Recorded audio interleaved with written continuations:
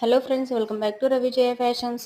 మనం ఒక్క రోజులోనే బ్లౌజెస్ అనేటివి ఎక్కువగా స్టిచ్ చేయాలి అనుకునే వాళ్ళు ఈ టిప్ని అయితే ఫాలో అవ్వండి. మన దగ్గర స్టిచ్ చేయించుకోవడానికి ఒక కస్టమర్ 2 లేదా 3 బ్లౌజులు అంతకంటే ఎక్కువ బ్లౌజెస్ ఇచ్చినప్పుడు కటింగ్ అనేది లైనింగ్స్ అన్నీ ఒకేసారి హోల్డ్ చేసుకొని కట్ చేసేసి పక్కన పెట్టుకోండి.